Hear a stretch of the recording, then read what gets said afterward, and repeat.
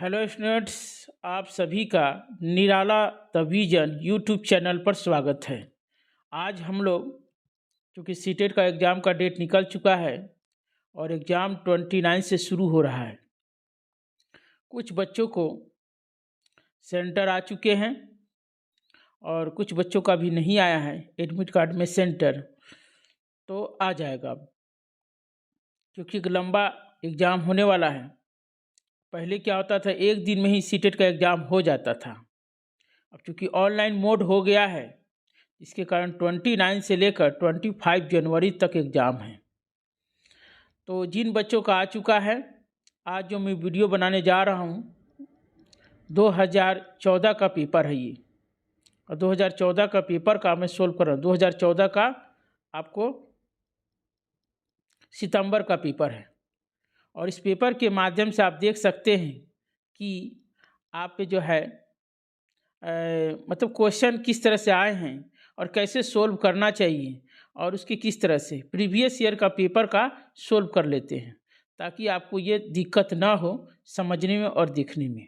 ठीक है, तो चलिए पिछले साल का पेपर है, एक एक करके चेक करते हैं। और 60 क्वेश्चन हैं और 60 क्वेश्चन को समझकर बात करते हैं। इस तरह रोज़ हम 2 या 3 पेपर हम सोल्व करेंगे आपके साथ। और अपना इस पेपर को देखिए और देखकर आप खुद अपना भी मूल्यांकन करिए कि मेरे कितने सही हो रहे हैं और क्यों सही हो रहे हैं और कैसे सही हो रहे हैं, और इसी तरह से होंगे। ठीक है जी। और ये जो पेपर डिस्कशन है सोशल साइंस में बहुत काम आता है, क्योंकि बच्चे किताब तो पढ़ ही लिए हैं 6, 7, 8, और मैंने काफ़ी वीडियो बना दिया है 6, 7, 8 का। ये कुछ वीडियो बाकी है, मैं बना दूंगा, आज ही बना कर रेडी कर दूंगा आपको। तो चलिए आज हम लोग देखते हैं क्वेश्चन नंबर 31। ठीक है, क्वेश्चन क्या कर रहा है कि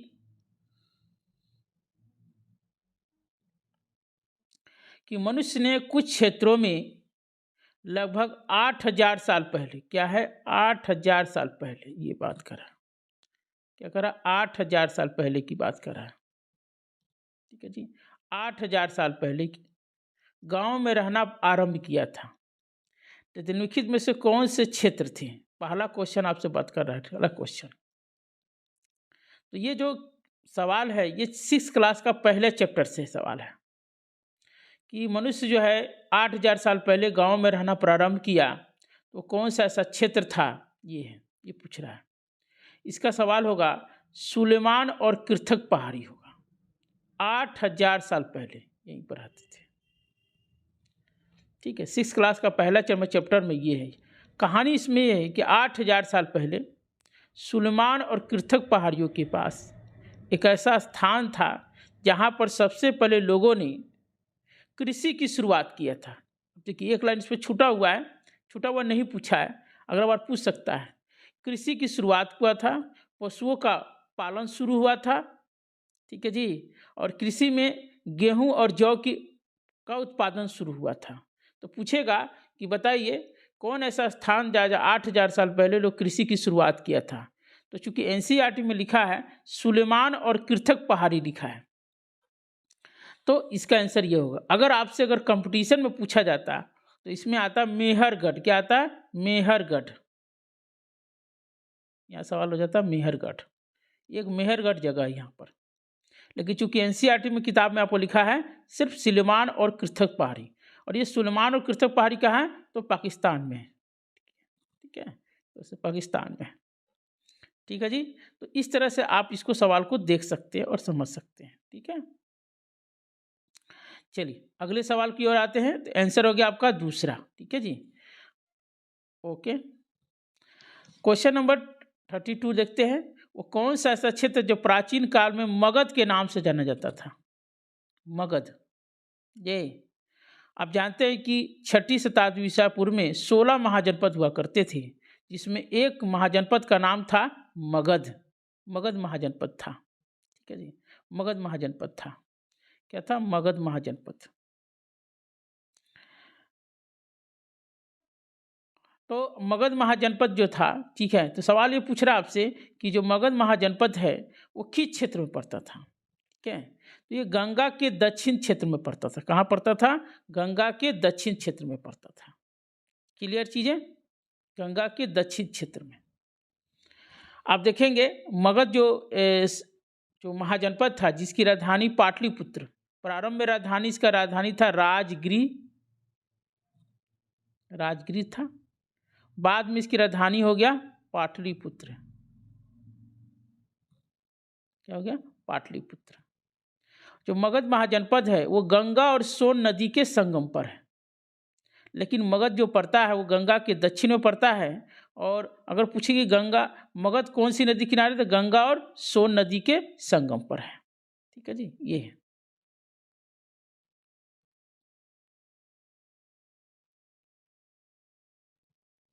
क्लियर? चलिए आगे क्वेश्चन हम लोग बढ़ते चलते हैं आगे क्वेश्चन की ओर और देखने का प्रयास करते हैं इस चीज को। अगला क्वेश्चन है कि भारत लोगों का एक समूह था, 33 नंबर क्वेश्चन देखते हैं। ये 33 नंबर क्वेश्चन कि भरत लोगों का एक समूह था जिसका उल्लेख ऋग्वेद में मिलता है, वो डैश में रहते थे। तो ये भरत लोगों का जो समूह था वो कहाँ रहते थे? ये भारत के उत्तर पश्चिम में रहते थे। देखिए आंसर हो गया 4th, भारत के उत्तर पश्चिम में, जिसका उल्लेख हमें ऋग्वेद नामक ग्रंथ में मिलता है। ठीक है जी, क्या मिलता है? ऋग्वेद नामक ग्रंथ में मिलता है। ठीक है जी। वेद में चार हैं, ऋग्वेद, यजुर्वेद, सामवेद, अथर्ववेद। उस ऋग्वेद में भरत नाम का कबीला रहता था, चर्चा किया गया है, जो भारत के उत्तर पश्चिम में, और इसी के नाम पर क्या नाम पड़ गया? देश का नाम भारत पड़ गया है। क्या पड़ गया? भारत पड़ गया। क्लियर चीजें ये है। चलिए आगे बढ़ते हम लोग। ऋग्वेद की रचना मूल रूप से किस में की गई है? तो संस्कृत में की गई है। क्या की गई है? संस्कृत भाषा में की गई है। ठीक है जी, सबसे पुरानी भाषा है संस्कृत भाषा भारत की। ये है, ये भी 6th क्लास की किताब में प्राचीन भारत के इतिहास में पूछा गया सवाल ये। ठीक है जी, आगे बढ़ते हम लोग आगे क्वेश्चन। आगे क्वेश्चन है, अगला क्वेश्चन आपका है कि निम्नलिखित में से कौन सा आखेटक खाद्य संग्राहक के एक स्थान से दूसरे स्थान की ओर घूमते रहने का कारण नहीं था? ये सवाल पूछा जा रहा है आपसे। ये भी 6ठी क्लास के पहले नंबर चैप्टर से सवाल पूछा जा रहा है आपसे। कह रहा है कि जो पहला नहीं दूसरा नंबर चैप्टर से ही है। कह रहा है कि जो आदिम जनजाति के लोग थे, आदि मानव जो लोग थे, एक जगह से दूसरी जगह क्यों घूमते थे, उसमें कौन सा कारण नहीं है? नहीं पूछ रहा आपसे। क्या पढ़ा? नहीं पूछ रहा है। एक स्थान पर रहने से संसाधनों में कमी हो जाती थी, ये बात सही है। जब आदि मानव के लोग जो एक स्थान पर रहते थे, ठीक है, तो फिर क्या होता था? वो सारे संसाधन खत्म हो जाते थे। दूसरा, उन जानवरों का पीछा करना जिसका वे शिकार करते थे। ये तो शिकार करने के लिए वो क्या करते थे? एक जगह से दूसरी जगह जाना पड़ता था, इसलिए वो क्या करते थे? वो जाते थे। संसाधनों के लिए अन्य अखेटक संग्राम समूह से संघर्ष करना पड़ता था। ये वाला कारण नहीं दिया हुआ है, यही गलत हो जाएगा। वो संघर्ष नहीं करते थे। जल संसाधनों की खोज के लिए, हाँ, पानी की खोज के लिए वो एक जगह से दूसरी जगह जाया करते थे, इसलिए तीसरा वाला गलत है, बाकी सही है। ठीक है जी, क्लियर? क्लियर?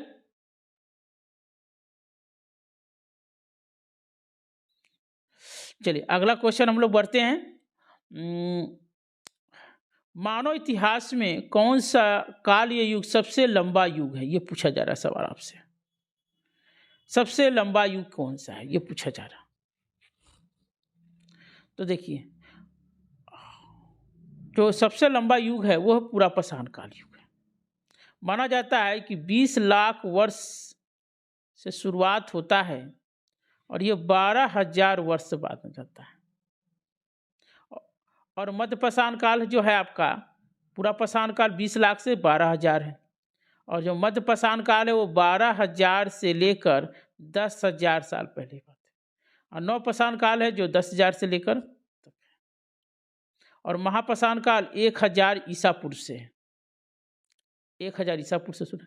तो सबसे लंबा काल जो है वो है पूरा पाषाण काल। 99% जो काल है वो पूरा पाषाण काल में रहा है।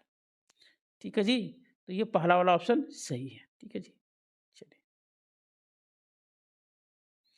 अगला क्वेश्चन बढ़ते हैं। डैश में प्राचीन शैल चित्रकला मिली है।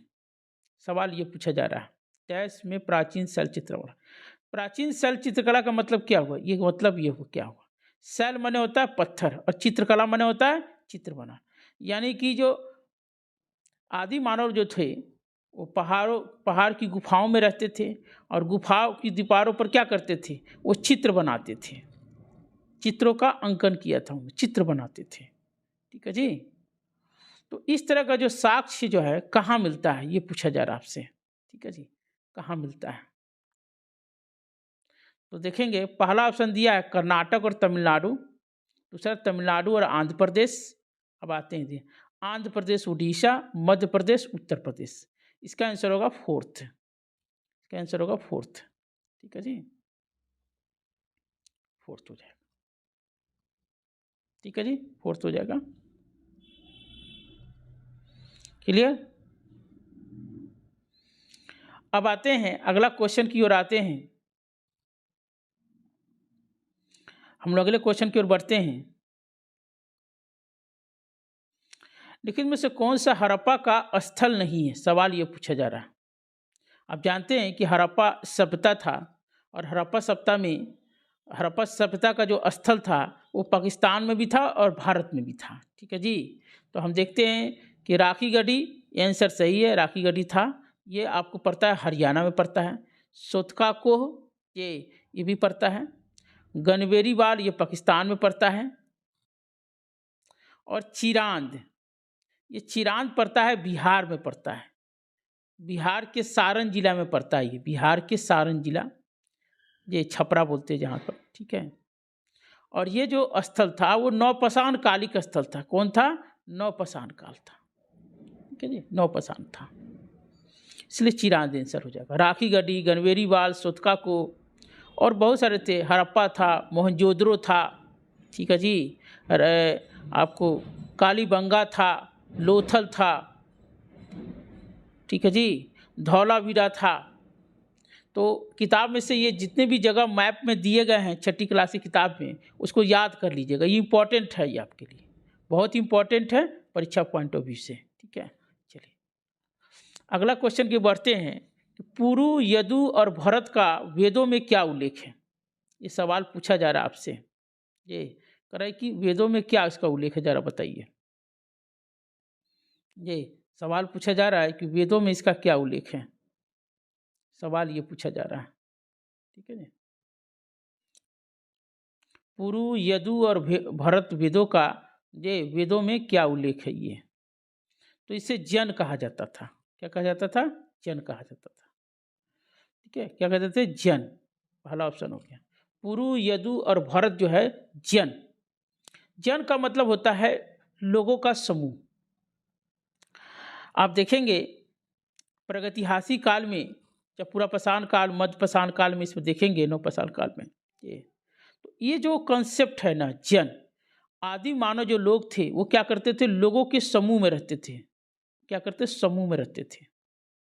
और लोगों के समूह को हम लोग कहते हैं जन कहते हैं, जिसे हम कबीला भी कहते हैं।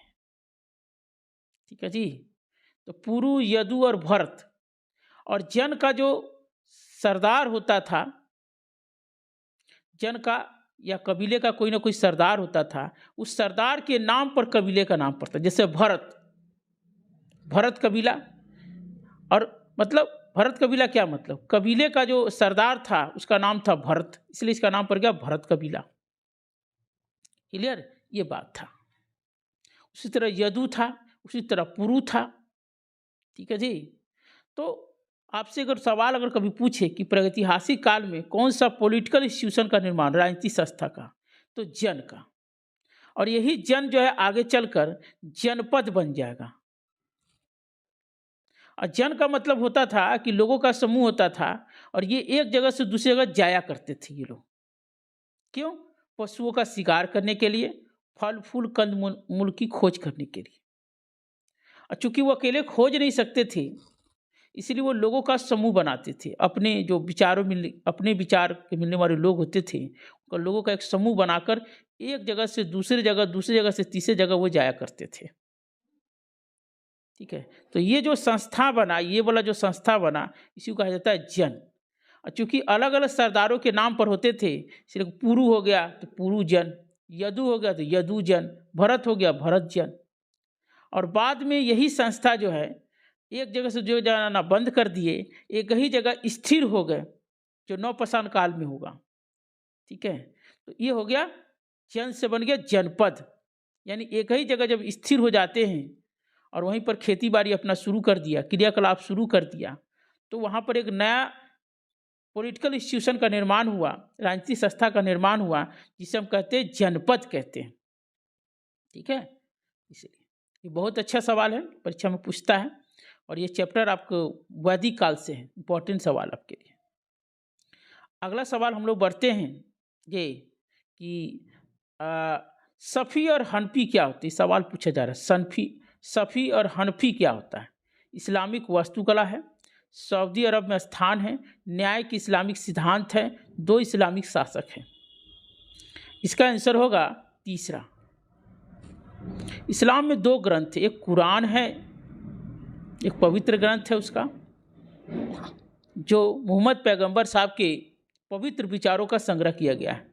यह अरबी भाषा में लिखा गया है, ध्यान में रखिएगा। ओके, और दूसरा एक है न्याय सिद्धांत है,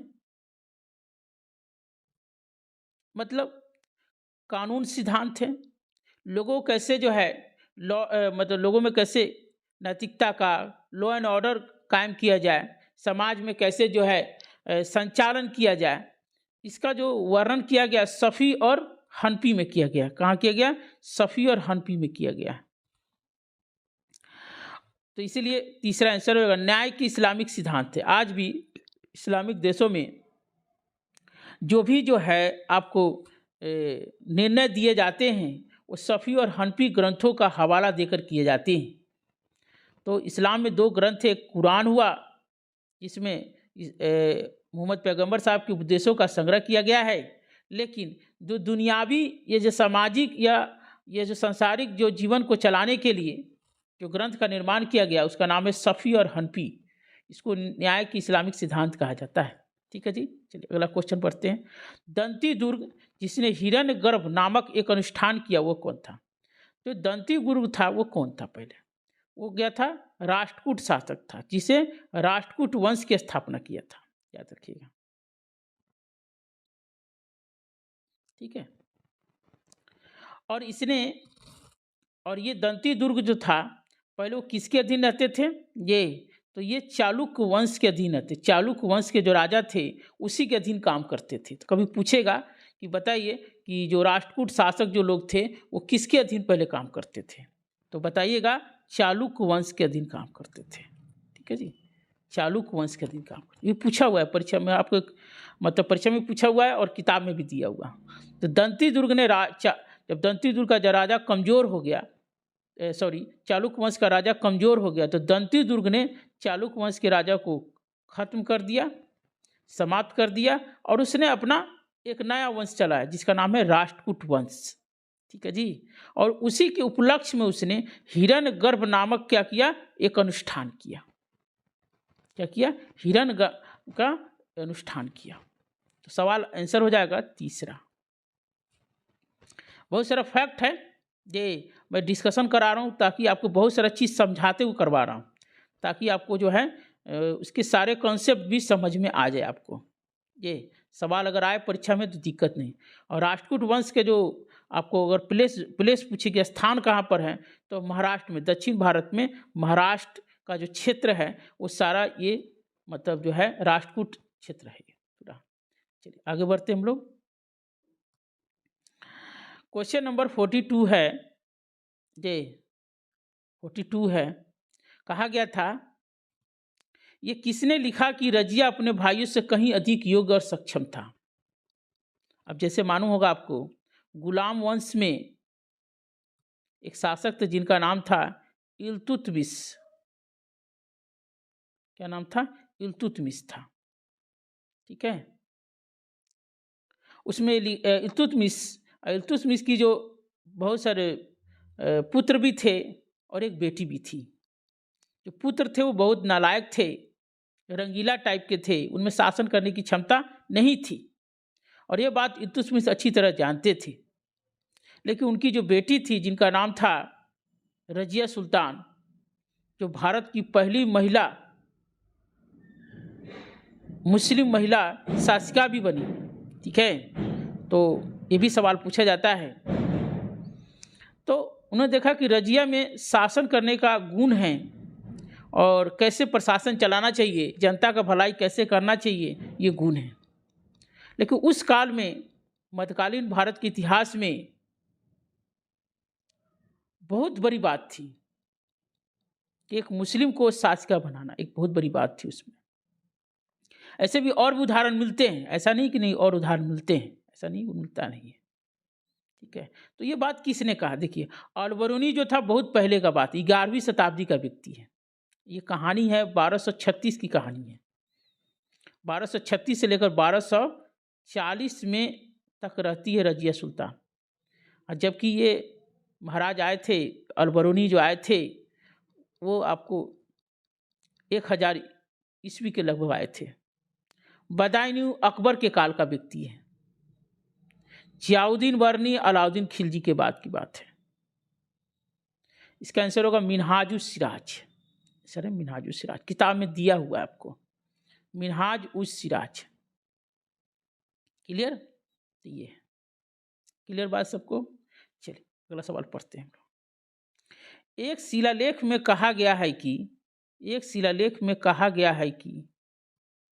सवाल है, एक शिलालेख में कहा गया है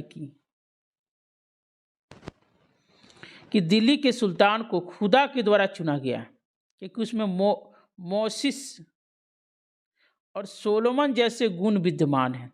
दिल्ली का वह सुल्तान कौन? अब ये तो सब लोग बता सकता है कि दिल्ली सल्तनत में एक ही ऐसा शासक था जो विश्व विजेता बनना चाहता था, उसका नाम था अलाउद्दीन खिलजी।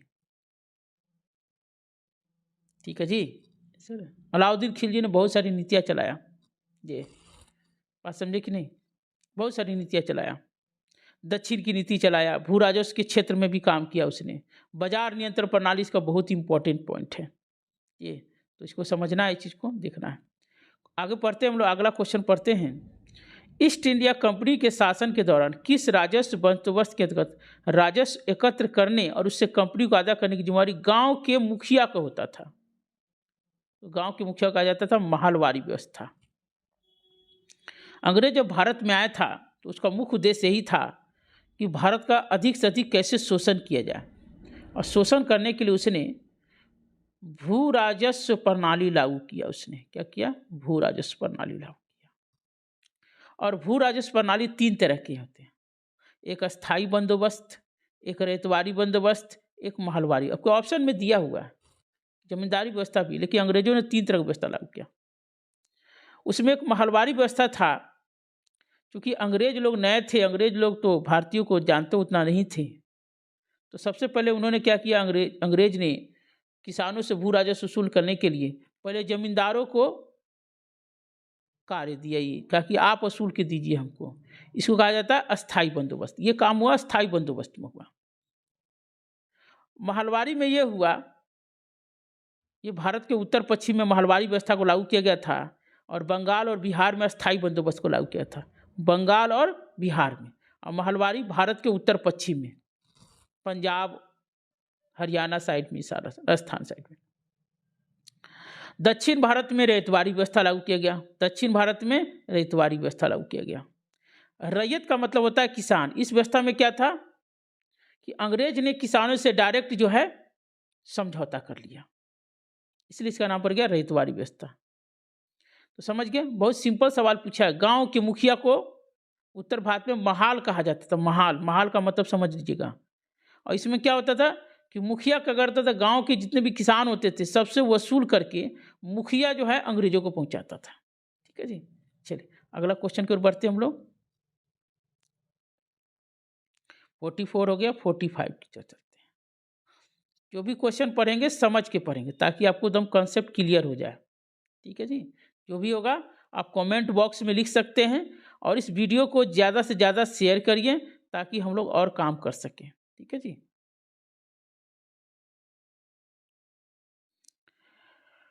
हम लोग और काम कर सकें। जहाँ भी डाउट होगा आप बता सकते हैं कि हमें यहाँ डाउट है, हमें ये समझ में नहीं आया, ये हम पूरा कोशिश करेंगे। टीचर क्या होता है? फैसिलिटेटर का काम करता है। सीटेट में सवाल आता है, टीचर का काम करता है फैसिलिटेटर। टीचर का काम है काउंसिलर करना, एडवाइजर का काम करना, तो वही काम कर रहे हैं। एक एक सवाल को समझाने का प्रयास कर रहे हैं, क्या है नहीं है। कमेंट बॉक्स में लिखकर आप जरूर कमेंट करिएगा। आपको और चीज़ का वीडियो चाहिए वो भी देंगे आपको, और कैसा वीडियो लगा वो भी बताएंगे। और इस वीडियो को ज़्यादा से ज़्यादा शेयर कीजिए और अपने दोस्तों के बीच में, अपने साथियों के बीच में ये, ताकि ज़्यादा से ज़्यादा लाभान्वित हो सके। देखिए, सोल्व क्वेश्चन तो बहुत मिल जाएगा, लेकिन उसको सोल्व कैसे किया जाए ये भी जानना है। चलिए अगला क्वेश्चन क्या रहता है? 45 नंबर क्वेश्चन। प्रथम विश्व युद्ध में किस प्रकार भारत की आर्थिक और राजनीतिक स्थिति बदलती? ये 8वीं क्लास का किताब में है। 8वीं क्लास की जो किताब है मॉडर्न इंडिया को, उसमें ये सवाल दिया हुआ है। ठीक है, चैप्टर का है। इसमें ये कहा गया है कि प्रथम विश्व युद्ध जो है कैसे भारत के आर्थिक और राजनीतिक स्थिति पर फर्क डाला। अब देखिए, प्रथम विश्व युद्ध जो हुआ 1914 से लेकर 1918 के बीच में हुआ। ये ब्रिटेन और जर्मनी के बीच में लड़ाई चल रही थी। ठीक है, और चूंकि ब्रिटेन का कब्जा भारत पर था तो भारत को भी इस युद्ध में झोंक दिया। एक तरह से भारत ने भाग नहीं लिया, तो झोंक दिया इसको भी, कहा कि इसको भी भाग लो इसमें। अब इसका क्या हुआ कि ब्रिटेन के जितने भी सैनिक थे उस युद्ध में लग गए, और ब्रिटेन के जितने भी कल कारखाना में काम करने वाले मजदूर थे वो भी इस युद्ध में लग गए। तो ब्रिटेन के कल कारखाने बंद हो गए। अब है कि अब युद्ध में उनको सामान की जरूरत थी, तो सामान कहाँ से आए? तो फिर उन्होंने देखा कि भारत जो है, भारत को, अब भारत में क्या थे उस समय जो है, टिस्को टाटा ने जो है आयरन स्टील फैक्ट्री की स्थापना किया था। उस समय जो सूती वस्त्र छोटे छोटे उद्योग स्थापित हुए थे, भारतीयों ने अपने किए थे, जबकि अंग्रेज नहीं चाहते थे कि ये उद्योग बढ़े। लेकिन जो प्रथम विश्व युद्ध में ऐसी विकट परिस्थिति आ गई उनके सामने, उसके कारण जो है भारतीयों को अति करना पड़ा। क्या करना पड़ा? प्रश्रय देना पड़ा। तो उन्होंने कहा कि भाई कि आप मेरे लिए सामान का उत्पादन कीजिए। यानी अब इसको भारतीयों को बहुत बड़ा मौका मिल गया। क्या? कि उनको डिमांड मिल गया। वो भी किससे मिल गया? अंग्रेजों की तरफ से मिला। फिर क्या देरी थी? चौके पर छक्का मार दिया इन लोगों ने। 4 साल से 5 14 से लेकर 18 तक खूब उत्पादन किया, और इससे क्या हुआ? भारतीय उद्योगों को काफी बढ़ावा मिला। यानी प्रथम विश्व युद्ध भारतीय उद्योगों के लिए एक वरदान था। ये एक वरदान था वो, इसलिए चौथा वाला ऑप्शन सही है इसका। युद्ध ने औद्योगिक वस्तुओं की मांग में वृद्धि कर दी, जिससे भारतीय उद्योगों का विस्तार हुआ। जिसने किताब नहीं पढ़ा होगा वो नहीं मार पाएगा। कॉन्सेप्ट यहाँ ये था। और इसमें एक दिया कि राजनीतिक स्थिति कैसी बदल गई। अब जैसे प्रथम विश्व युद्ध खत्म हुआ, ब्रिटेन जीत गया, अब सारे सैनिक उसके आ गए, और जो मजदूर उसके सैनिक बने थे अब वो कल कारखानों में आ गए। यानी कि ब्रिटेन का उद्योग फिर से शुरू हो गया। ठीक है, ब्रिटेन का जब उद्योग शुरू हो जाएगा तो अंग्रेजों की तरफ से डिमांड खत्म हो गया भारतीयों के लिए। भारत में डिमांड तो खत्म ना हो गया। ठीक है जी, क्या हो गया? भारतीयों में डिमांड खत्म हो गया। अब जब डिमांड खत्म हो गया तो भारतीय उद्योग बंद होने लगे। अब भारत में महंगाई बढ़ गई, क्योंकि भाई सामानों का सप्लाई बंद हो गया ये, और उसके बाद महंगाई बढ़ गई। अब जिसके कारण क्या हुआ ये कि जितने भी भारतीय उद्योगपति थे, व्यापारी थे, वो अच्छी तरह समझ गए कि जब तक भारत आज़ाद नहीं होगा तब तक भारतीयों का उद्योग का विस्तार नहीं हो सकता है। इसलिए पहले भारत को आज़ाद कराया जाए। इसलिए आप देखे होंगे कि भारत की आज़ादी में जितने भी बड़े बड़े उद्योगपति हैं वो भाग लेते हैं। उसके पीछे उनका अपना कुछ वजह था, इसीलिए वो भाग लिए। ठीक है जी, ये रहा कारण इसका। ठीक है जी, चलिए आगे बढ़ते हैं हम लोग। अगला क्वेश्चन है, कौन सा मरुस्थल का एक उदाहरण? मरुस्थल देखिए, इसमें होगा लद्दाख। ऐसे भारत में दो मरुस्थल हैं, एक तो राजस्थान में है, जानते हैं, और एक है लद्दाख में है। राजस्थान में जो रेगिस्तान है वो गर्म रेगिस्तान है, और लद्दाख में है जो ठंडा रेगिस्तान। कभी पूछे कि ठंडा रेगिस्तान कहाँ है, तो आप कहिए लद्दाख में है। ठीक है जी, ओके। और मरुस्थल का तो मन में मरुजोर स्थल, ऐसा भूमि जहाँ पर बंजर भूमि होता है या कोई विकास नहीं। ठीक है जी, पहला क्वेश्चन आंसर है। ठीक, ज्योग्राफी का सवाल है, आगे बढ़ते हैं हम लोग।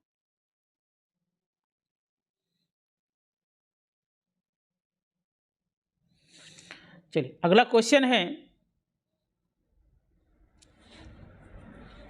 निम्नलिखित में से कौन सा कथन पृथ्वी की स्थिति के संबंध में सत्य है? सही पूछ रहा है। समझ में आ रहा है सब लोगों को? आप लोगों को जो भी बच्चे लाइव जुड़े हुए हैं, जो बच्चे पढ़ रहे हैं, देख रहे हैं, हमारे जो भी स्टूडेंट्स हैं, बहुत सारे स्टूडेंट्स हमारे, ठीक है, कमेंट बॉक्स में भी देते रहेंगे, ये थंबल देते रहेंगे, बताते रहेंगे कि क्या है नहीं है।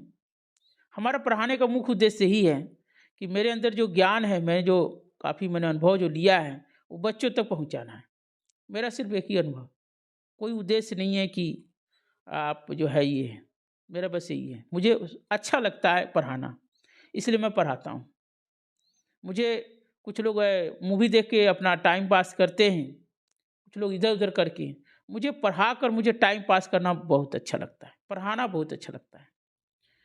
ठीक है, चलिए पृथ्वी की स्थिति के बारे में एक सवाल पूछा जा रहा है कि जैसे ये पृथ्वी है, ग्लोब है, इसका आंसर तो थर्ड ऐसे है, लेकिन फिर भी समझा देता हूँ। सवाल ये पूछ रहा है कि पृथ्वी की स्थिति के बारे में, तो पृथ्वी का अक्ष एक काल्पनिक रेखा है। ठीक है, काल्पनिक रेखा है, पृथ्वी है, पृथ्वी पर जो भी रेखाएं हैं सब काल्पनिक रेखा है। देखिए पहला में देखा वास्तविक, वास्तविक जो भी रेखा है, कर्क रेखा, चाहे मकर रेखा हो, चाहे भूमध्य रेखा हो, सब काल्पनिक रेखा है। तो देखिए पहला और दूसरा तो गलत हो गया, वास्तविक वास्तविक रेखा दे दिया, ये तो गलत हो जाएगा। अब तीसरा और चौथा में दिया है काल्पनिक रेखा। कह रहा है पृथ्वी का अक्ष एक काल्पनिक रेखा है जो इसके कक्षीय समतल से 66.5 डिग्री का कोण बनाती है। इसमें मतलब ये पृथ्वी जो झुका हुआ है ये बताया जा रहा है। तो आप देखिए पृथ्वी झुका जो हुआ है वो है ऐसे 23.5 डिग्री कोण पर, ठीक, और इसको ऐसे बना दिया, 90 डिग्री का कोण हो गया। क्या हो गया? 90 डिग्री का कोण हो गया। ठीक है, और पृथ्वी झुकी हुई है 23.5 डिग्री। लेकिन ये जो कक्ष, ये जो है समतल जो है, देखिए लिखा है ना, पृथ्वी का अक्ष काल्पनिक जो कक्षीय समतल से, देखिए ये कक्षीय समतल है। क्या है? कक्षीय समतल है। और इस समतल से कितना डिग्री कोण बनना है? पूरा है 90 डिग्री कोण, पूरा है 90 डिग्री कोण, और 90 डिग्री में से, और ये कितना है? 23.5 डिग्री। कितना है? 23.5 डिग्री। तो 90 डिग्री में से 23.5 घटा दिए, कितना आएगा? 66.5 डिग्री, है ना? 66.5 डिग्री हो जाएगा। क्लियर, समझ में आया? अगर आपसे परीक्षा में ये पूछे कि जो पृथ्वी का जो अक्ष है ये, वो अपने लंबवत से कितनी झुकी हुई है, तो 23.5 डिग्री। लेकिन सवाल क्या पूछ रहा है यहाँ पर कि कक्षीय समतल से कितना कोण बनाती है, तो 66.5 डिग्री। ठीक है जी, कक्षीय समतल से, ये वाला लाइन ध्यान रखना है। और ये सवाल आया हुआ है कई बार परीक्षा में, कक्षीय समतल से तो 66.5 डिग्री। ठीक है जी। अगर पूछता है कि लंबवत है, ये लंबवत डाला गया है ना, ये लंबवत डाला गया, इस तरह से लंबवत डाला गया था। ये लंबवत से कितना जा रहा है, तो 23.5 डिग्री। कक्षीय से कितना है, तो 66.5 डिग्री। ठीक है जी, clear? Okay, very good, thank you. अगला क्वेश्चन की ओर बढ़ते हैं। प्रदीप्ति वृत्त क्या है, ये पूछ रहा है सवाल आपसे। इसका आंसर होगा सेकेंड। वृत्त है जो ग्लोब पर, ऐसा वृत्त जो ग्लोब पर दिन और रात को विभाजित करता है। ऐसा वृत्त जो जो ग्लोब को दिन और रात में विभाजित करता है, उससे हम कहते हैं प्रदीप्ति वृत्त। सवाल पूछा भी है कई बार, 6ठी क्लास की किताब में है। ठीक है, चलिए अगला क्वेश्चन की ओर बढ़ते हैं हम लोग। ये अगले क्वेश्चन को देखते हैं हम लोग।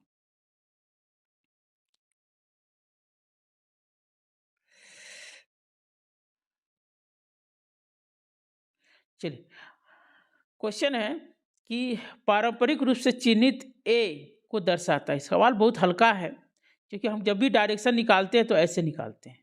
इसको नॉर्थ बोलते हैं, इसको साउथ बोलते हैं, इसको ईस्ट बोलते हैं, इसको वेस्ट बोलते हैं। ठीक है, ये है। और बीच को नॉर्थ ईस्ट बोलेंगे, बीच को साउथ ईस्ट बोलेंगे। ठीक है जी। इसको साउथ वेस्ट बोलेंगे, इसको क्या बोलेंगे, नॉर्थ वेस्ट बोलेंगे। ये होता है। तो कह रहा है कि ये जो है ये किसको इंगित करता है, तो वेस्ट को इंगित करता है। फोर्थ आंसर हो जाएगा। कितना इजी है, अगर सवाल को देखते ऐसे लगने से लग रहा है कि बहुत भारी क्या है, नहीं है, ये है। ठीक है जी। चलिए, लक्षद्वीप द्वीप समूह जो है डैश में स्थित है। ये देखिए लक्षद्वीप है, ये भारत का मैप है और लक्षद्वीप यहाँ पड़ता है। यहीं पर अरब सागर है, अरब सागर यहीं पर है। तो लक्षद्वीप समूह कहाँ स्थित है, तो अरब सागर में स्थित है। ये लक्षद्वीप है आपका, भारत के पश्चिम में है। ठीक है, अरब सागर में स्थित है। ठीक है जी, अरब सागर हो जाएगा। मैप की जानकारी होना जरूरी है। ये है बंगाल की खाड़ी है, यहाँ पर क्या है आपको, श्रीलंका है, और ये जो है सब कहाँ है, हिंद महासागर है। ठीक है जी, और इस तरह से भारत का मैप बन गया। ठीक है जी, मोटा मोटी बनाए हैं, ऐसा कोई स्पॉट नहीं है कि बनाते। ठीक है, चलिए अब आते हैं क्वेश्चन नंबर 51। क्वेश्चन नंबर 51 देखते हैं हम लोग।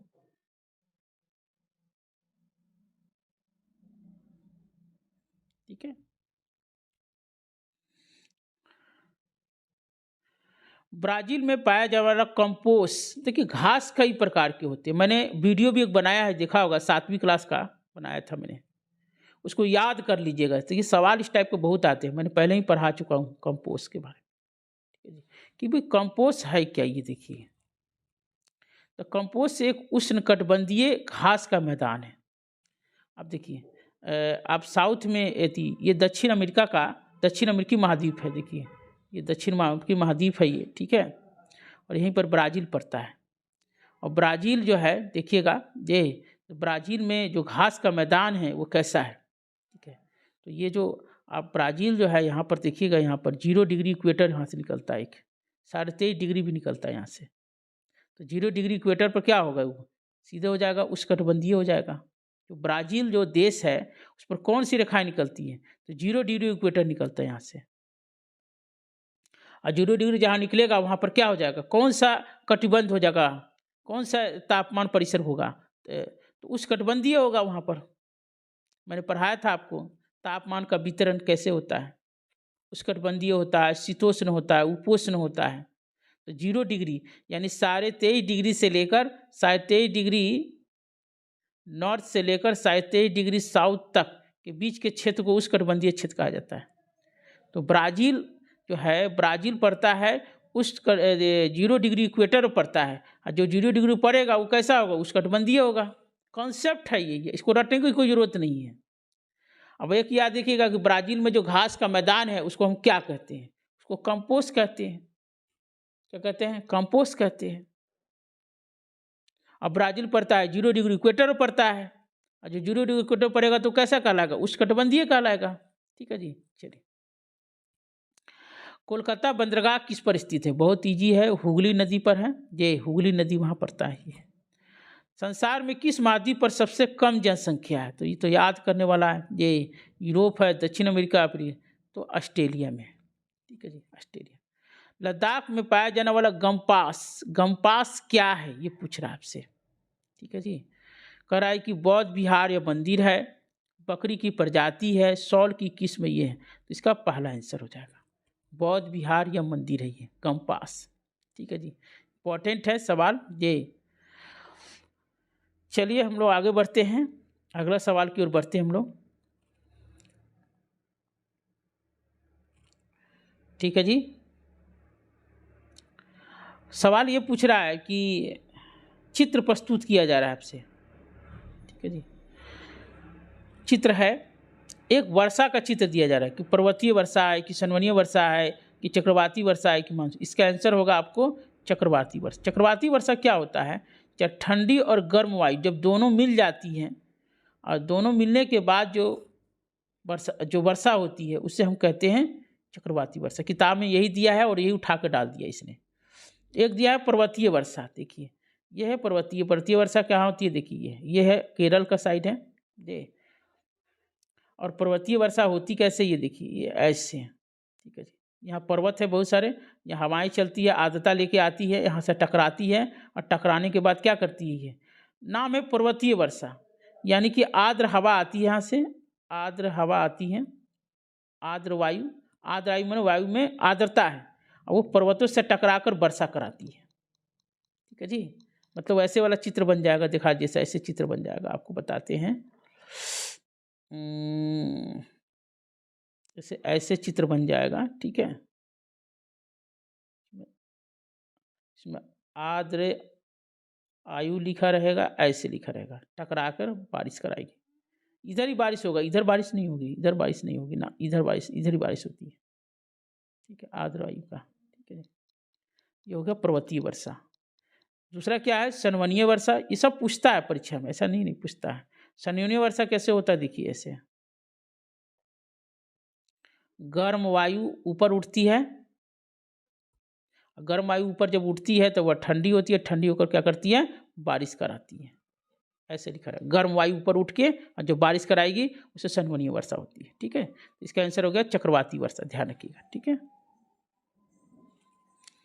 अगला क्वेश्चन है, कौन सा उद्योग अक्सर आधुनिक उद्योगों की रीढ़ कहलाती है, रीढ़ की हड्डी कहलाती है।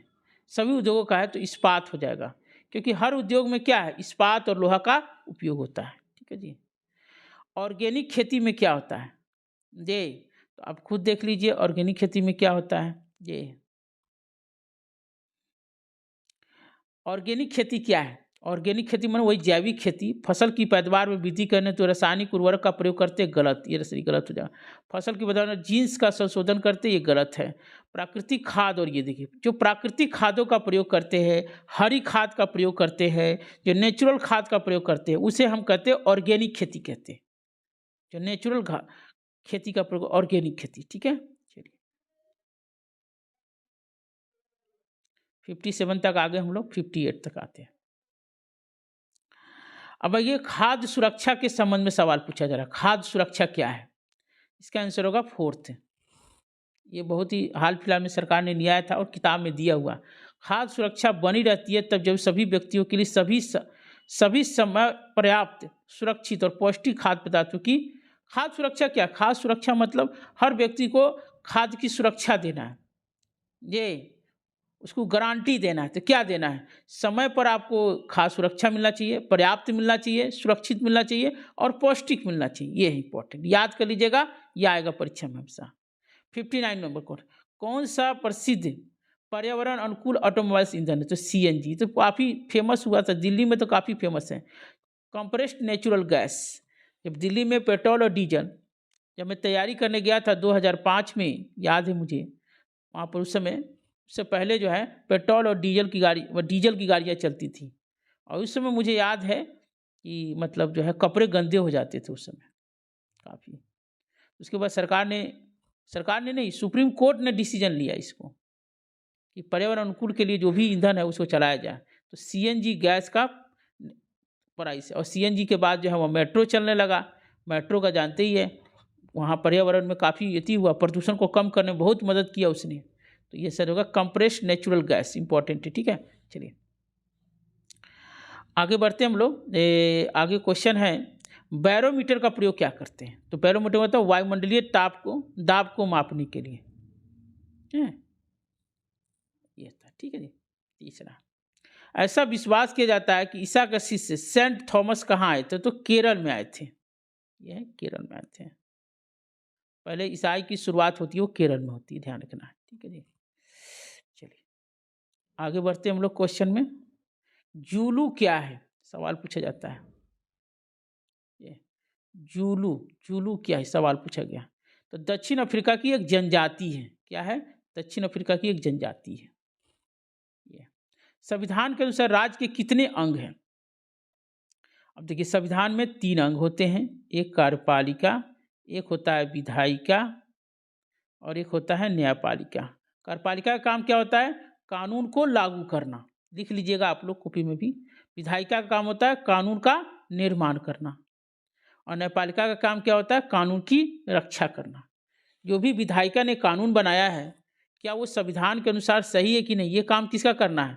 न्यायपालिका का। इसी को कहता है न्यायिक पुनर्विवेचन, जुडिशियल रिव्यू, न्यायिक पुनर्लोकन, जुडिशियल रिव्यू कहा जाता है। ठीक है जी। तो इसका हो गया, इसके हो गया 3 ना। संघवाद से क्या मतलब है? पहला हो जाएगा देश में एक से ज्यादा स्तर की सरकारों का होना। ठीक है जी। जैसे ये संघवाद यही है हमारे यहाँ, देखिएगा केंद्र है, राज्य है और स्थानीय संसाधन।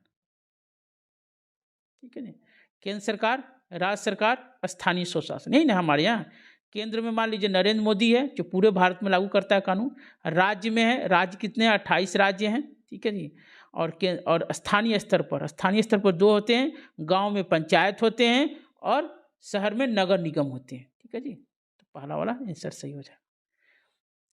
चलिए, एक राज्य में यदि एक राजनेता यह तय करता है कि उसके राज्य में दूसरे राज्य के कामगारों को काम करने की अनुमति नहीं दी जाएगी। जैसे मान लो कि बिहार के लोग जो है दिल्ली जाते हैं या बॉम्बे जाते हैं, तो वहाँ कहा जाता है आपको काम करने की अनुमति नहीं दे सकते। तो कौन से मौलिक अधिकार का हनन हो रहा है? तो स्वतंत्रता का अधिकार। स्वतंत्रता का अधिकार का मतलब व्यक्ति को कहीं भी आने जाने की स्वतंत्रता है। स्वतंत्र रूप से बोलने का, अभिव्यक्त करने का, विचार देने का, ठीक है, कहीं भी जाने का स्वतंत्रता है। दूसरा, राज्यसभा में अगला क्वेश्चन की ओर बढ़ते हैं हम लोग। राज्यसभा में ये देखिए,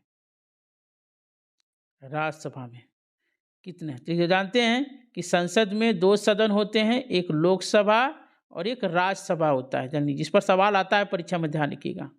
लोकसभा में कितने, अधिकतम जो सदस्य है वो 250 है, याद रखिएगा। लेकिन वर्तमान में है 245 है, 245। ठीक है। और 245 में से 12 जो सदस्य होते हैं वो राष्ट्रपति द्वारा मनोनीत होते हैं। क्या होते हैं? राष्ट्रपति द्वारा मनोनीत होते हैं। ठीक है जी, याद रखिएगा। जैसे 245 है, उसमें से 12 तो हटा ही दीजिएगा क्योंकि राष्ट्रपति द्वारा मनोनीत होते हैं, और शेष जो भी होंगे वो सब निर्वाचित होंगे। ठीक है। अब लोकसभा में अधिकतम कितना है? तो 552 होते हैं। ठीक है जी, 552 है। और वर्तमान में 545 के करीब में है। ठीक है, 545, 543। ठीक है जी, अभी वर्तमान में इतना है। ठीक है जी। तो लोकसभा 2 सदन होते हैं, लोकसभा, राज्यसभा। ठीक है जी। चलिए, इसके बारे में बताएंगे, जैसे जैसे क्वेश्चन आएगा वैसे बताएंगे आप। ठीक है जी। हमने कितना 66 देख लिया, अब 67 क्वेश्चन नंबर देखते हैं।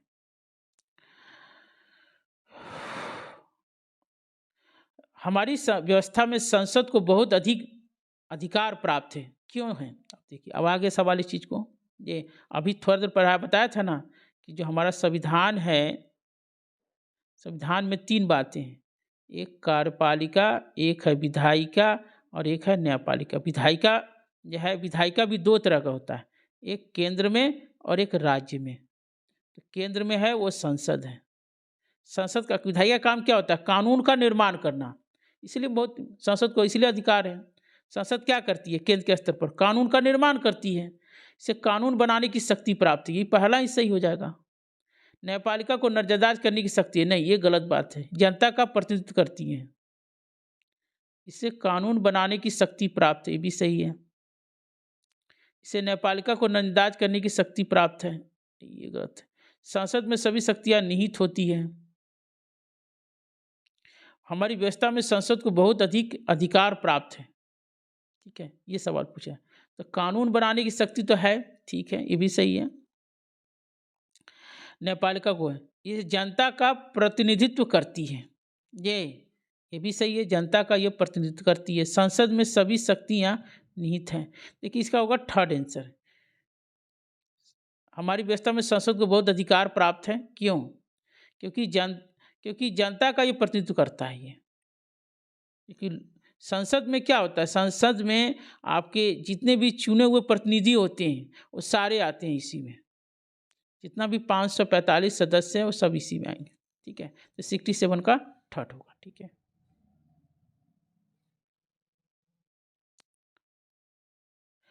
हमारी जनतंत्र में कार्यकारी का क्या मतलब, कार्यकारी वही होता है, मतलब ये कार्यकारी का मतलब वही हो गया, कार्यकारी शक्ति जो है ना ये।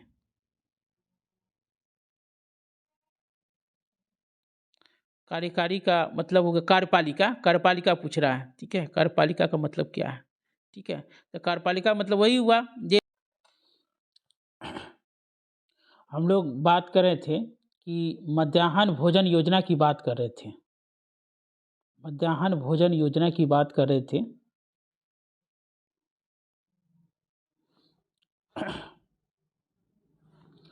तो मध्याह्न अल्पाहार कार्यक्रम में बताया गया है कि मध्याह्न भोजन योजना जो शुरू किया गया था, इसे हम मिड डे मील योजना कहते हैं, उसी के बारे में बातचीत हो रही है, ठीक है जी, उसी के बारे में बातचीत हो रही है कि हमें कैसे करना है इस चीज़ को।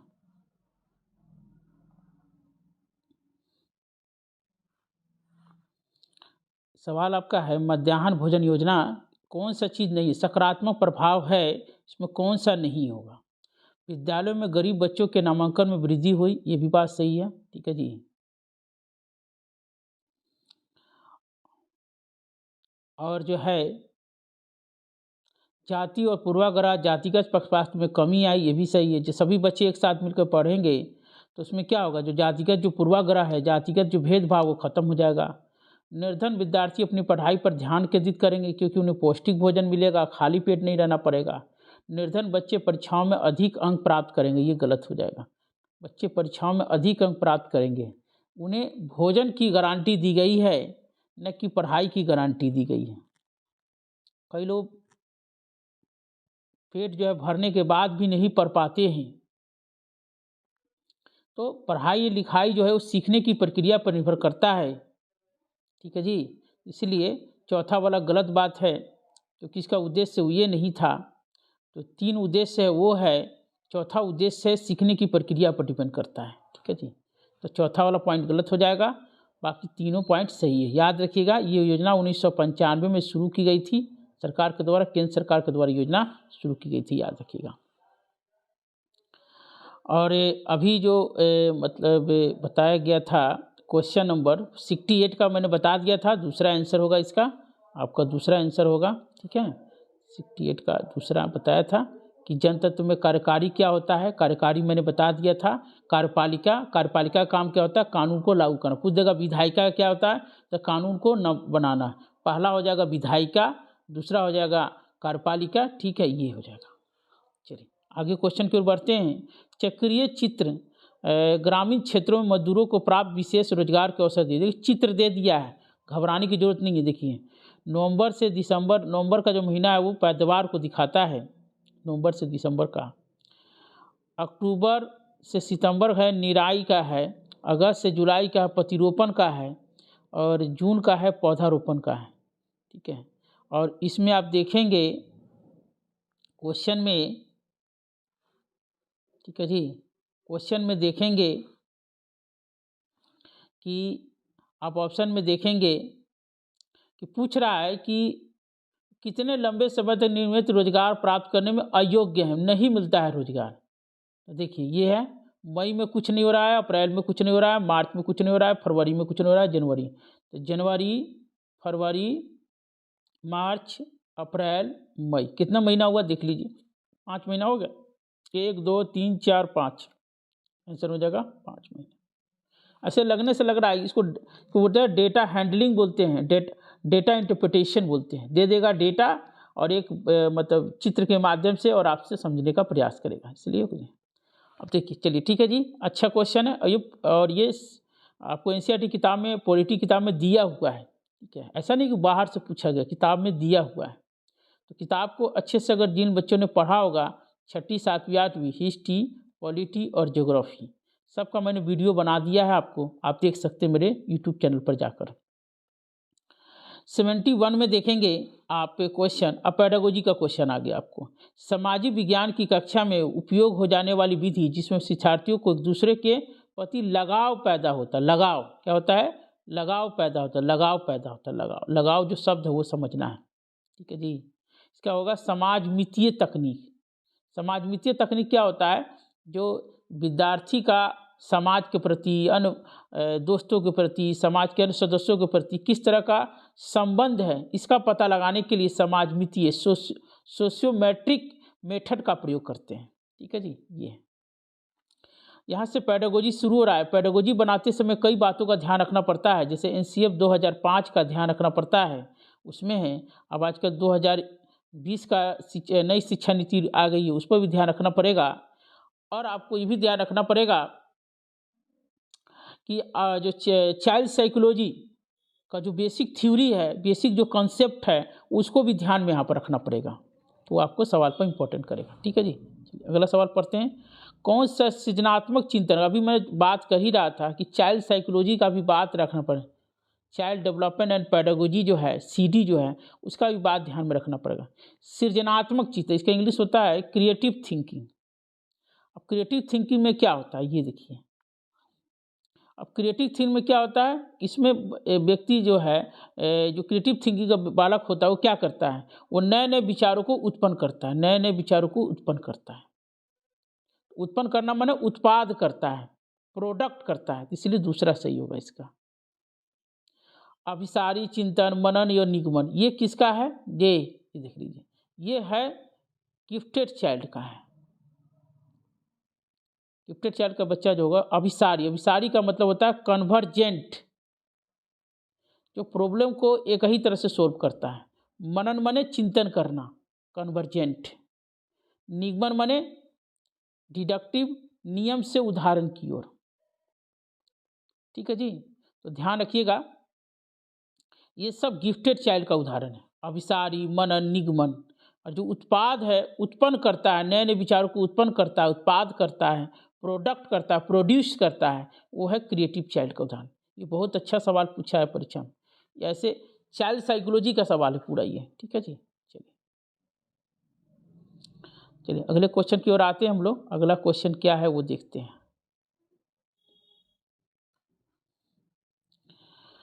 सवाल ये है, एक चुनाव के दौरान उसके विभिन्न मुद्दों की भूमिका को समझने के लिए आप विद्यार्थियों में से ये है। अब देखिए पॉलिटी का ये है क्वेश्चन है, पॉलिटी में हम लोग पढ़ाते हैं बच्चों को, चुनाव के बारे में पढ़ाते हैं। ठीक है, चुनाव के बारे में पढ़ाते हैं, तो कैसे पढ़ाएंगे।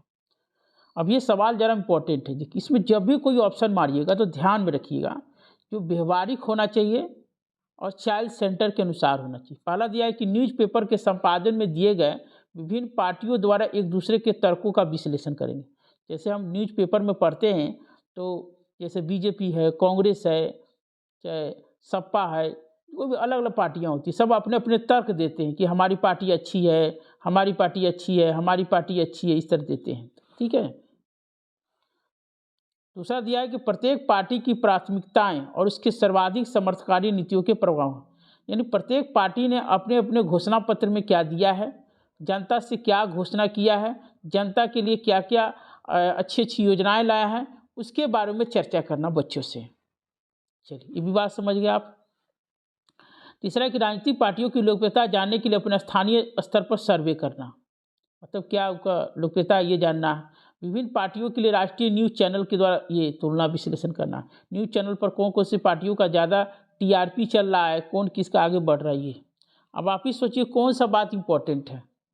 जब भी चुनाव आता है तो चुनाव में हम सिर्फ एक ही बात का हम लोग डिस्कशन करते, वो है कि प्रत्येक जो पार्टी है उसका घोषणा पत्र क्या है। हमारे लिए घोषणा पत्र इम्पोर्टेंट होता है, ना कि कोई पार्टी इम्पोर्टेंट होता है। ठीक है जी, इसका होगा सेकेंड। ठीक है, ध्यान रखिएगा। न्यूज़पेपर के संपादन में दिए गए विभिन्न पार्टियों ने क्या क्या तर्क दिया, उससे हम कोई मतलब नहीं है। हमें यह मतलब यह है कि प्रत्येक पार्टी ने जनता के लिए, क्योंकि ये लोकतंत्र है ना, तो लोकतंत्र के लिए लोगों के लिए क्या विचार है उस पार्टी का। ठीक है जी। ये कौन सा आप अपनी कक्षा में समव्यक्त अधिगम के लिए अनुसूचित होंगे, समव्यक्त अधिगम के लिए, अधिगम क्या, तो नाटक, नाटक के माध्यम से आप क्या कर सकते हैं, अधिगम के कार्य को बढ़ा सकते हैं, अधिगम में वृद्धि कर सकते हैं। और नाटक में अलग क्या करता है, अभिनय करता है और अपने विचारों को प्रकट कर सकता है। तो देखिए नाटक बड़ा इंपॉर्टेंट चीज़ है जानिए सोशल साइंस में, और जहाँ भी नाटक आएगा वह 100% सही होगा, ध्यान रखिए चीज़ को। क्लियर।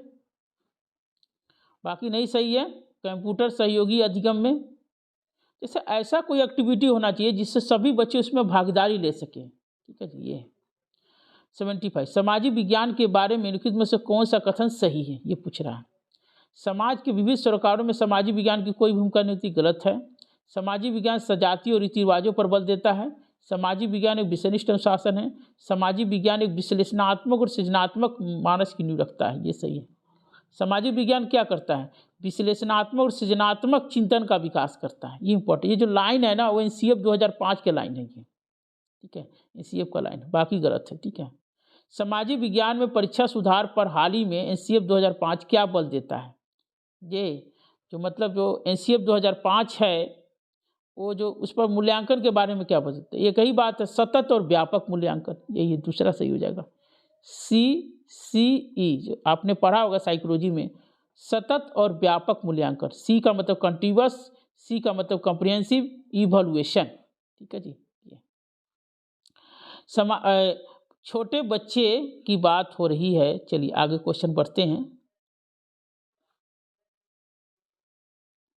छोटे बच्चों की शिक्षा को समझने के लिए ग्रामीण समुदाय के जीवन अध्याय का अध्ययन करना किस प्रकार के आंकड़ों का उदाहरण है। अब देखिए, आंकड़ा जो होता है वो दो तरह से होते हैं, एक होता है प्राथमिक, दूसरा होता है द्वितीयक। जिसका जानकारी हम डायरेक्ट मिलता है, हम डायरेक्ट जानकारी प्राप्त कर रहे हैं, उसे हम प्राथमिक बोलते हैं। जैसे हमारा और आपका संपर्क क्या हो रहा है, प्राथमिक है, हमसे आप डायरेक्ट पढ़ रहे हैं ना, डायरेक्ट जानकारी प्राप्त कर रहे हैं। और द्वितीयक, हमारे बारे में आप डायरेक्ट नहीं पूछ रहे हैं, हम किसी तीसरे से, जैसे मान लीजिए कि मैं ए हूँ, ठीक है, ये मान लीजिए ए है, बी है, बी क्या किया, डायरेक्ट ए से जानकारी प्राप्त किया, तो ये प्राथमिक आंकड़ा हो गया। ठीक है जी, अब ए है, बी है और सी है। अब सी जो है ए से डायरेक्ट नहीं पूछ रहा है, वो बी से पूछ रहा है कि बताओ ए कैसा व्यक्ति है। सी पूछ रहा है बी से कि ए कैसा व्यक्ति है। तो जानकारी प्राप्त करने का तरीका कैसा हुआ, इनडायरेक्ट हो गया, यानी कि द्वितीयक होगा, सेकेंडरी हो गया। यही सवाल पूछता है परीक्षा में, तो जब भी सवाल देखिएगा यही दिमाग लगाइएगा आप, तो इसमें आपको प्राथमिक आंकड़ा होगा। छोटे बच्चों को समझना है तो ग्रामीण समुदाय के जीवन से, तो ग्रामीण समुदाय का जीवन उसका जाकर अध्ययन कर रहे हैं, तो वो डायरेक्ट बच्चों के बारे में जानकारी प्राप्त हो रहा है। ठीक है जी, चलिए अगला क्वेश्चन, अवलोकनीय तथ्यों से निष्कर्ष निकालने की प्रक्रिया क्या कहलाता है, तो निगमन कहलाता है। जैसे क्या होते हैं, जैसे तथ्य होते हैं, अलग अलग तथ्य होते हैं, और तथ्यों से क्या करना है, निष्कर्ष निकाल लेना है। इस प्रक्रिया को क्या कहते हैं, निगमन, डिड्यूस करना है, तथ्य से, अलग अलग तथ्य से एक निष्कर्ष निकाल लेना है। ठीक है, राम को मरते देखा, सोहन को मरते देखा, गुड़िया को मरते देखा, तो ये प्रक्रिया क्या कहलाएगा, निगमन कहलाएगा। ओके, चलिए आगे बढ़ते हैं हम लोग। एक दशक में एक क्षेत्र विशेष में वर्षा में होने वाले बदलाव को प्रति, अब देखो वर्षा को दिखाना तो कैसे दिखाएंगे, तो दंड आरेख से दिखाएंगे। देखिए दंड आरेख कैसा होता है, ऐसे ही होता है,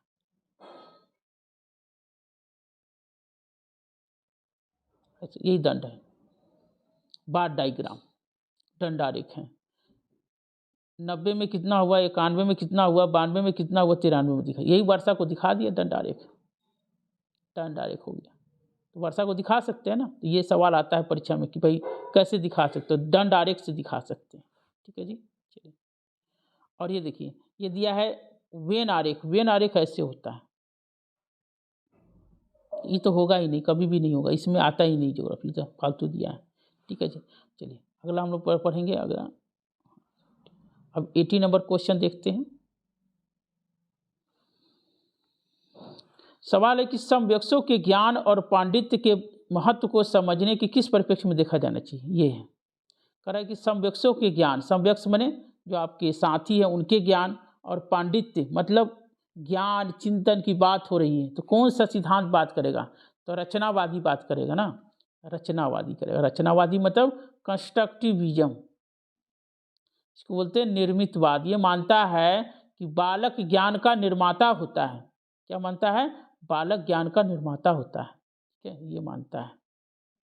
ठीक है, रचनावाद है। और व्यवहारवाद मानता है कि बालक ज्ञान का निर्माता नहीं होता, लिख लीजिएगा, बालक ज्ञान का निर्माता नहीं होता है। ठीक है, क्लियर? ठीक है, बहुत काम आएगा इसको, जो पैडागोजी है उसको ध्यान में रखना चाहिए। ठीक है जी, ओके। अगला सवाल देखते हैं। अगला सवाल ये पूछा जा रहा है आपसे कि सामाजिक विज्ञान विकसित में से कौन सी शिक्षण पद्धति सबसे अधिक प्रभावी है जिसे शिक्षकों को इस्तेमाल करना चाहिए। ठीक है जी, तो बार बार परीक्षा देने से सुनिश्चित करना कि शिक्षार्थी बार बार परीक्षा नहीं देना है बच्चों से, ये गलत हो जाएगा। ग्रेड नहीं देना है, ये भी गलत हो जाएगा। शिक्षार्थियों का आलोचनात्मक, ये देखिए आलोचनात्मक चिंतन, जहाँ भी लिखा रहेगा आलोचनात्मक चिंतन वो सही हो जाएगा, क्योंकि सामाजिक विज्ञान का उद्देश्य क्या है? आलोचनात्मक चिंतन का विकास करना। ठीक है। भारतीय बहुलतावादी समाज में सामाजिक विज्ञान की पाठ्य पुस्तकों को क्या करना चाहिए? ये समाज में सामाजिक विज्ञान की पाठ्य पुस्तक क्या है? तो ये सभी धर्मों और सामाजिक समूह को शामिल करना चाहिए, उसका प्रतिनिधित्व करना चाहिए। यही इंपॉर्टेंट है, क्योंकि हमारा जो सामाजिक विज्ञान में पाठ्य पुस्तक में क्या होना चाहिए? अलग अलग भाषा, संप्रदाय, लिंग, जाति, धर्म, सबके बात होनी चाहिए उसमें। ठीक है जी। समता के विषय में समानता पढ़ाना, कौन सी पद्धति सबसे इंपॉर्टेंट है? और समानता मतलब बच्चों को समानता मिलना चाहिए, कैसे होगा? ठीक है जी, ये बात कर रहा है। तो ये समानता वाला जो मुद्दा है उसको समझने का पड़ा।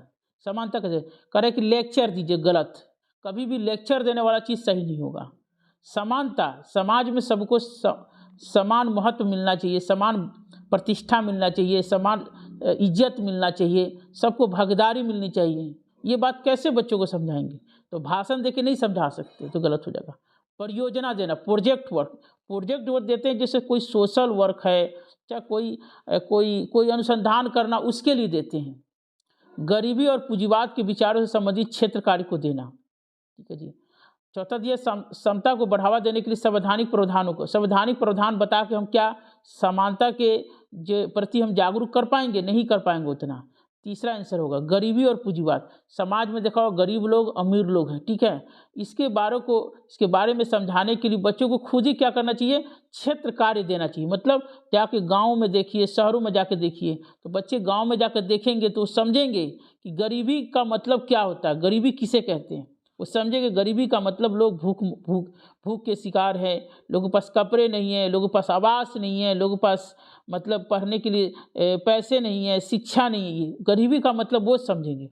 गरीबी एक अमूर्त अवधारणा है ना, जब तक उसे उदाहरण से नहीं समझाइएगा तब तो गरीबी का मतलब नहीं समझेगा।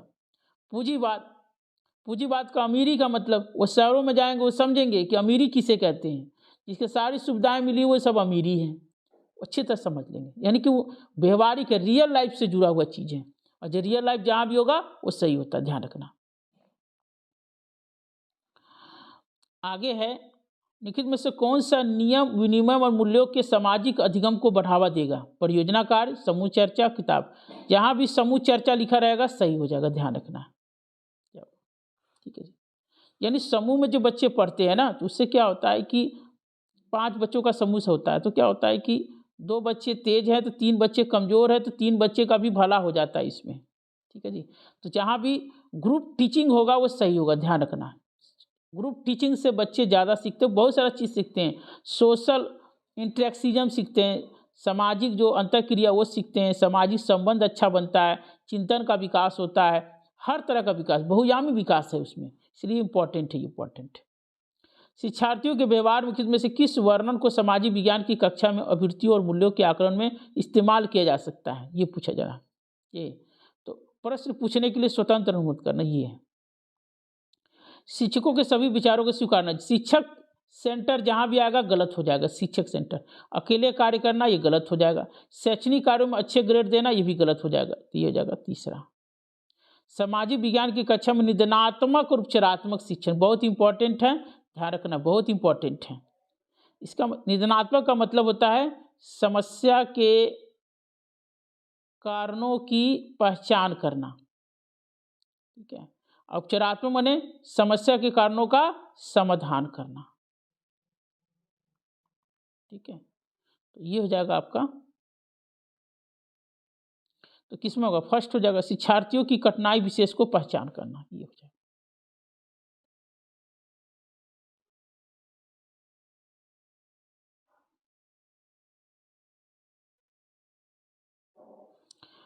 शिक्षक शिक्षा के दौरान सूक्ष्म शिक्षण क्या है? देखिए माइक्रो टीचिंग क्या है?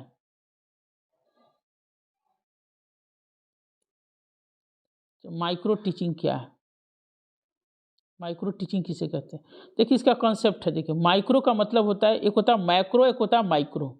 माइक्रो का मतलब छोटे रूप में। इसमें करता क्या? पहला पॉइंट ये लिख लीजिए, ये विद्यार्थियों के लिए नहीं होता, ये जो होते हैं जो बीएड करते हैं उनके लिए होते हैं। जो शिक्षक बनने आए हैं, शिक्षार्थियों के लिए, मतलब शिक्षकों के लिए ये पहला पॉइंट यही समझेंगे, शिक्षकों के लिए। जो शिक्षक बनने आए उनके लिए। उसमें क्या होते हैं कि आपको पाँच छः साथी होते हैं। एक साथी उसमें टीचर बन जाएंगे, उनके कुछ साथी क्या हो जाएंगे? स्टूडेंट बन जाएंगे।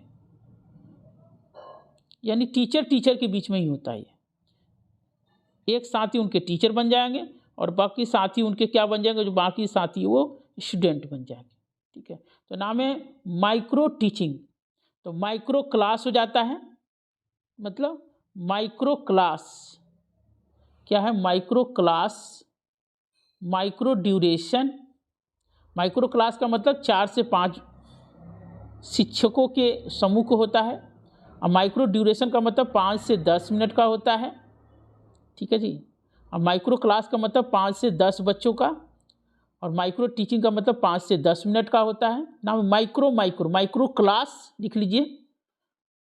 फिर माइक्रो ड्यूरेशन, ड्यूरेशन का मतलब माइक्रो ड्यूरेशन मतलब 5 से 10 मिनट का, ये नहीं कि 45 मिनट क्लास होगा, नहीं।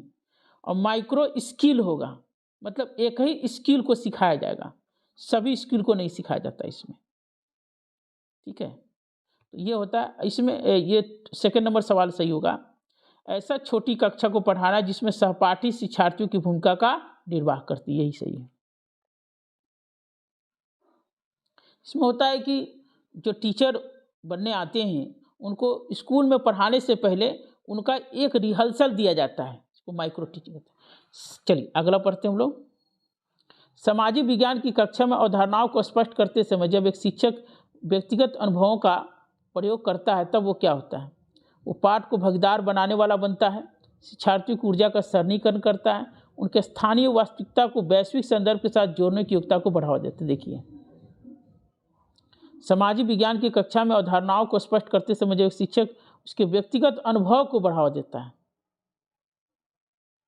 तो क्या होता है? पाठ को भागीदार बनाने वाला बनाता है, और उसके जैसे कोई पर्सनल व्यू है उसको बढ़ावा दिया, तो ये हो जाएगा आपको शिक्षार्थियों में भाषिक और सांस्कृतिक विविधता का ध्यान रखा जा रहा है। ठीक है जी। तो ये है, देखेंगे सामाजिक विज्ञान की कक्षा में अवधारणाओं को स्पष्ट करते समय जब एक शिक्षक व्यक्तिगत अनुभव का प्रयोग करता है तो क्या होता है वो देखना है हमें। ठीक है जी। तो देखिए स्थानीय, मैंने कहा था रियल लाइफ से होगा वही सही होगा आंसर। ठीक है जी। चलिए आगे क्वेश्चन पढ़ते हैं हम लोग। 89, लेकिन में से कौन से शिक्षार्थी की सांस्कृतिक पूंजी बनाते हैं? पूंजी का मतलब सांस्कृतिक धरोहर बनाते हैं, सांस्कृतिक जो है भूमिका निभाते हैं। ये मौद्रिक और वित्तीय संसाधन, यहाँ मतलब पूंजी का मतलब ये नहीं है। शिक्षार्थियों के इस्तेमाल की उपलब्ध इलेक्ट्रॉनिक उपकरण, परिवार की शैक्षिक पृष्ठभूमि, ये है। यहाँ सांस्कृतिक पूंजी का मतलब समाज से, परिवार से कितना आपने ग्रहण किया है, इसलिए थर्ड वाला सही है। कौन से सामाजिक विज्ञान की कक्षा में प्रकृति शिक्षा का आयाम है? तो अंक लाना गलत है, ये है बहुलता और विविधता, यही ना, यही चीज़ है। प्रगतिशील शिक्षा का माध्यम यही है, समाज में बहुलता होनी चाहिए और विविधता होनी चाहिए, डाइवर्सिटी होनी चाहिए। ठीक है, ये है। तो 90 का 4th हो जाएगा। ठीक है जी।